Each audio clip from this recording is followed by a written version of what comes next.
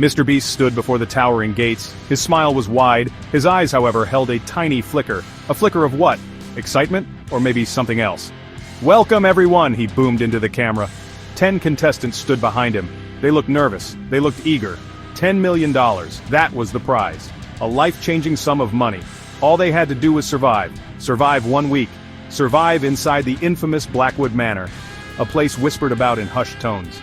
A place where shadows danced and nightmares were born. The rules were simple. Deceptively simple. Stay inside Blackwood Manor for 7 full days. 7 nights. If you leave, you lose. No prize money. Not a single dollar. The cameras would be rolling, watching their every move, capturing every scream. MrBeast explained it all with his usual energy. He made it sound like a thrilling adventure, a spooky game. But the wind that rustled the dead leaves around their feet seemed to whisper a warning that this was no ordinary game. This was something far more sinister. The contestants glanced at each other, a mix of bravado and fear in their eyes. $10 million. It was a powerful lure. Powerful enough to make them ignore the cold dread seeping from the ancient stones of the manor. Powerful enough to make them step across the threshold. MrBeast gave a final cheerful wave. "Good luck," he chirped. "Try not to get too scared." His words were light, but the heavy oak door slammed shut behind them with a sound like a coffin lid. A sound that echoed deep into the heart of the house. Inside, the air was cold, colder than it should be. Dust motes danced in the slivers of light that pierced the gloom. The grand foyer was impressive, but also unsettling. Portraits with watching eyes lined the walls. Their painted smiles seemed to mock the nervous newcomers. The challenge had begun. The clock was ticking. 7 days, $10 million, and a house that seemed to be waiting for its new guests, waiting to play its own games. The contestants spread out, exploring their new temporary prison. Or was it a tomb? Blackwood Manor was not just old, it was ancient. It had stood on this desolate hill for centuries. Its stones were soaked in misery. Its history was a tapestry woven with dark threads. Tales of the Blackwood family, the original owners, were gruesome. They said old Lord Blackwood dabbled in things best left undisturbed. Dark rituals, forbidden knowledge. He wasn't a nice man. People whispered that his spirit and the spirits of his unfortunate family still roamed the halls, trapped, angry, forever seeking new company. Over the years, many had tried to tame Blackwood Manor, to live within its walls. None had succeeded. Families moved in, full of hope. They moved out, pale and shaken, if they moved out at all. Strange accidents plagued the grounds, sudden illnesses, unexplained disappearances. Local legends spoke of lights flickering in empty rooms, of chilling laughter echoing from vacant corridors, of shadowy figures glimpsed at the edge of sight. The police had investigated more than once. They always left with more questions than answers. The manor kept its secrets well. The most infamous story was that of the Allister family. They bought the manor in the late 1800s. They wanted to renovate it, to bring light into its dark corners. One by one they vanished. First the children, then Mrs. Allister. Finally, Mr. Allister himself. He was last seen wandering the gardens, muttering about the whispers and the eyes in the walls. He was never found. The manor simply swallowed them whole, leaving no trace but a chilling silence. A silence that clung to the house like a shroud. Now MrBeast's contestants were walking into this very same legacy of terror. They knew some of the stories, of course. It was part of the challenge's appeal, the thrill of the unknown, the dare of facing the supernatural. But reading about a haunted house was one thing, living in it was another. The production crew had set up cameras everywhere. They hoped to capture some spooky evidence. They had no idea that they too were becoming part of Blackwood Manor's long, dark history. The house was patient. It had waited a long time for new playmates. The first day was surprisingly fun. The contestants, a lively bunch, explored the vast mansion with a sense of adventure. There was Jake, the self-proclaimed skeptic, Maria, the ghost hunter enthusiast, Liam, the nervous comedian, Sarah, the stoic athlete, and 6 others, each with their own reasons for being there. They joked about the cobwebs. They dared each other to enter the darkest rooms.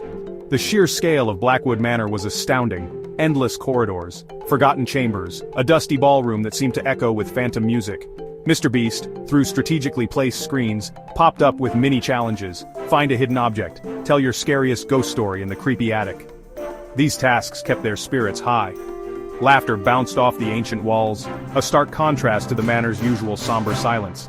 The production crew buzzed around, checking cameras, ensuring everything was running smoothly for the live stream. They too seemed caught up in the initial excitement. The $10 million prize glittered in everyone's mind, a bright beacon against the encroaching gloom. It felt like an extreme, spooky slumber party. As daylight streamed through the grimy windows, Blackwood Manor seemed almost tame. Its terrifying reputation felt like an exaggeration, a bit of dramatic flair for the challenge. Some contestants even started to doubt the ghost stories. "Maybe it's all just old house noises," Jake said, tapping a creaky floorboard. Maria, however, kept her equipment ready. Her EMF meter occasionally twitched, but she couldn't pinpoint a source. The house was quiet. Too quiet, perhaps. It was as if it was observing them, biding its time. The afternoon was spent setting up sleeping arrangements. Some chose grand four-poster beds in dusty master suites. Others, seeking safety in numbers, decided to camp out in the large drawing room. They shared snacks. They told stories. The fear that had gripped them at the entrance seemed to have receded, replaced by a competitive spirit and the camaraderie of shared experience. MrBeast's voice occasionally boomed from speakers, reminding them of the prize, reminding them to stay strong. The sun began to dip below the horizon. The shadows in Blackwood Manor started to lengthen.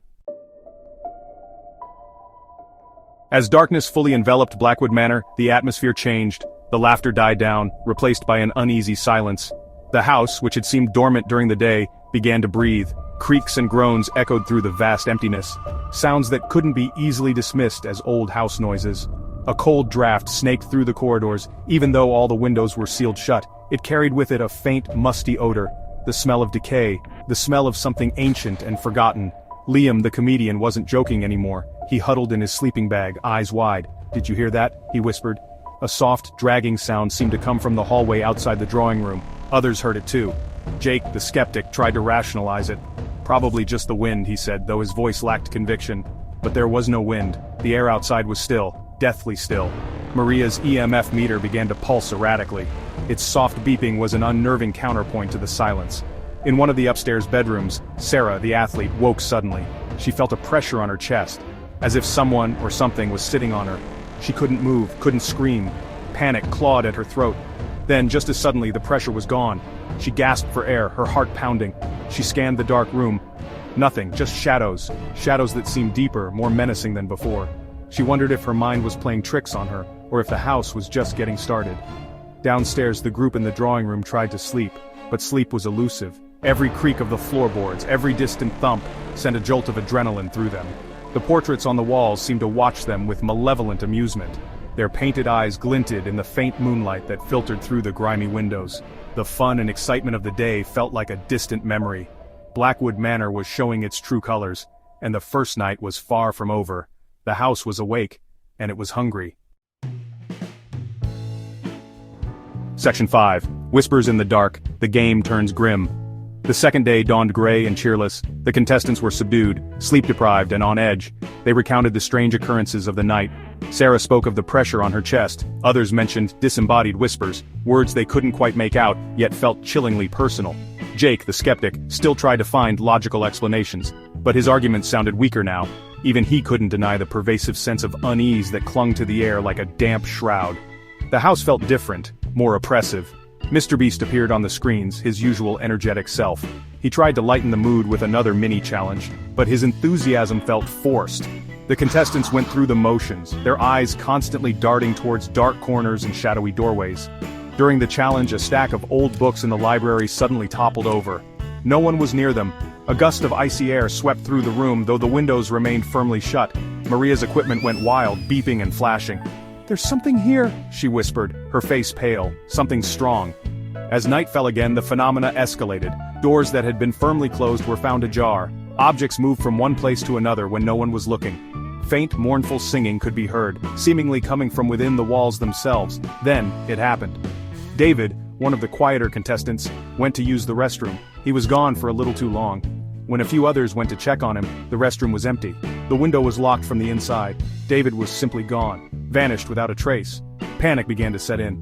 This wasn't a game anymore. David's disappearance was too real, too terrifying. He probably just got scared and found a way out, Jake stammered, but no one believed him. There were no secret exits they knew of. And David hadn't said anything about leaving. The production crew, monitoring the cameras, replayed the footage. David walked into the restroom. The camera outside the door showed no one leaving. He had simply dematerialized. The remaining contestants huddled together, fear a cold knot in their stomachs. Blackwood Manor had claimed its first victim.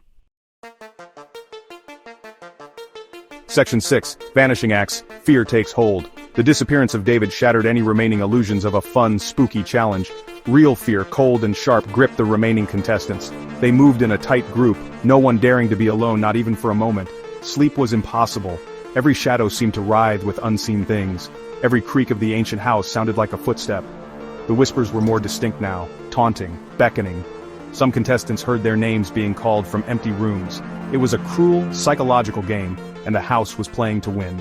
The production team was also in a state of alarm. They had protocols for contestants wanting to leave, but not for them vanishing into thin air. They reviewed camera footage obsessively. Nothing. It was as if David had been erased. Their sophisticated equipment started to malfunction. Cameras would go offline inexplicably. Audio feeds would fill with static or disturbing guttural noises. One of the producers swore he saw a shadowy figure standing behind MrBeast during a live check-in, but when they replayed the tape, there was nothing there. The manor seemed to be isolating them, cutting them off from the outside world. On the third night, another contestant vanished. This time it was Chloe, a young woman who had been visibly terrified since David's disappearance. She had been sleeping in the middle of the group in the drawing room. One moment she was there, shivering under her blanket. The next, she was gone. No sound, no struggle. Just an empty space where she had been. Her sleeping bag lay undisturbed. The remaining contestants were frantic. Screams echoed through the oppressive silence of Blackwood Manor. This wasn't a prank. This wasn't part of the show. This was real. The once confident group was now a collection of terrified individuals. They pleaded into the cameras for MrBeast to stop the challenge, to get them out, but their messages seemed to go unheard, or perhaps unheeded. The screens that once showed MrBeast's smiling face now flickered intermittently, displaying distorted images, or just static. The $10 million prize was forgotten. Survival was the only thing on their minds. But Blackwood Manor was a maze, and it felt like the walls themselves were shifting, trapping them further within its cursed embrace. The house was alive, and it was feeding on their fear. Section 7. The walls close in, no easy exit. By the fourth day, only 6 contestants remained. Their faces were masks of exhaustion and terror. They had tried every door, every window. All were impossibly sealed. Not just locked, but fused shut, as if the wood and metal had melded with the stone of the manor. The grand front doors, which they had entered through just days before, now felt as impenetrable as a bank vault. Their desperate shouts for help were swallowed by the thick, suffocating silence of the estate. The expansive grounds outside, once visible through the grimy windows, now seemed perpetually shrouded in an unnatural mist. The production crew was facing its own nightmare. Their main communication lines to the outside world were dead. Satellite phones showed no signal. Internet connections failed. They were trapped just as surely as the contestants. Panic spread through their ranks. Some tried to force open service exits, but found them similarly sealed, or leading to brick walls that hadn't been there before. The mansion was actively reconfiguring itself, it seemed. It was an intelligent, malevolent entity, and they were all caught in its web. The distinction between contestant and crew began to blur. Everyone was a prisoner. Food and water supplies meant to last the week began to dwindle at an alarming rate. Or perhaps they were being tampered with. Packages were found ripped open, their contents spoiled or missing. The remaining contestants and crew huddled together in the main kitchen, the most brightly lit room they could find. But even there, the shadows danced mockingly in the corners. Whispers seemed to curl around them, promising escape if only they would venture alone into the darkness. No one dared. The trust between them was fragile, strained by fear and suspicion. The house played with their minds, illusions flickered at the edge of their vision. Loved ones seemed to appear, beckoning them from dark corridors, only to dissolve into nothingness. The air grew heavy, thick with an unseen presence. It pressed down on them, making breathing difficult. The very walls seemed to hum with a malevolent energy. It was clear now. Blackwood Manor didn't just want to scare them, it wanted to keep them, forever. The $10 million challenge had become a desperate fight for survival against an ancient, unknowable evil. Section 8. MrBeast's Unseen Foe, the host's horror. MrBeast, initially observing from his high-tech command center a short distance from the manor, had watched the events unfold with growing unease. At first, he dismissed the early reports as contestant jitters or minor technical glitches. He even thought some of the supernatural occurrences might be clever pranks by the contestants themselves. He'd seen it all before in other challenges. People did strange things for $10 million. He tried to maintain his upbeat on-screen persona, offering encouragement, reminding them of the prize. But the cheerfulness in his voice began to sound hollow, even to himself. Then, David vanished. The footage was undeniable. One moment there, the next gone. No trickery, no escape, just gone. A cold dread began to creep into MrBeast's heart. He ordered his team to double-check every camera, every sensor. The results were the same, unexplained, Impossible. When Chloe disappeared, the dread turned into genuine fear. This wasn't part of the script. This wasn't a game he was in control of anymore. He felt a knot of responsibility tighten in his chest. These were his contestants, his challenge, and they were in terrible danger. He tried to call off the challenge. He yelled into the communication system, "Everyone out! The challenge is over! Get out now!" But his voice was met with static. The feeds from inside the manor became increasingly distorted. He saw glimpses of terrified faces, heard fragments of screams, but the connection was failing. The mansion seemed to be actively blocking his attempts to intervene. He felt a chilling realization. The house knew he was there. It knew he was trying to stop its game, and it didn't like it. The final straw was when his own production crew, stationed just outside the manor, reported strange phenomena. Equipment failing, shadowy figures at the perimeter, and an overwhelming sense of being watched. Then their communications went dead too. MrBeast was alone, cut off. He stared at the monitor displaying the imposing facade of Blackwood Manor. It seemed to loom larger, darker, more menacing than ever before. He realized, with a sickening lurch in his stomach, that the evil within those walls was not confined. It was reaching out, and perhaps it was reaching out for him. Section 9. The Unfinished Game, A Chilling Invitation. The last remaining contestants and a few terrified crew members made a final desperate attempt to break free. They used furniture to batter the main doors, but the ancient wood didn't even splinter. It was as if the house itself was repairing any damage, mocking their efforts. One by one they too began to succumb, not to violence but to the insidious influence of the manor. Some wandered off, drawn by alluring whispers or visions of loved ones, never to be seen again. Others simply sat down, defeated, their eyes vacant, as if their spirits had already departed. MrBeast, frantic and powerless, decided he had to do something. He couldn't just sit by while people vanished. Armed with a heavy flashlight and a rapidly fading sense of hope, he left his command center and approached Blackwood Manor. The air around it was unnaturally cold. The silence was profound, broken only by the rustling of dead leaves. He pushed open the massive front gates, which creaked eerily. The front door, which had been sealed shut for the contestants, now stood slightly ajar. An invitation? Or a trap? He hesitated for only a moment, then he stepped inside. The interior of the manor was silent, eerily silent. The cameras he had installed were all dark. His calls of "Hello? Is anyone here?" echoed unanswered through the oppressive gloom. He walked through the grand foyer, past the leering portraits, his flashlight beam cutting a nervous path through the darkness. He found no one. No contestants, no crew, just empty rooms, filled with an almost palpable sense of malevolence. It was as if the house had consumed them all, absorbed them into its ancient, wicked heart. He was alone, utterly alone. Days later, when authorities finally gained access to the Blackwood estate after concerns were raised, they found the manor empty. No contestants, no production crew, no MrBeast. All their equipment was there, neatly arranged as if waiting for the next shoot. On MrBeast's main monitor in his abandoned command center, a single message glowed on the screen. It was typed in an elegant, old-fashioned script. The game is not over, it has merely paused. New players are always welcome at Blackwood Manor, we're waiting. The $10 million challenge was over, but the mansion's hunger was eternal.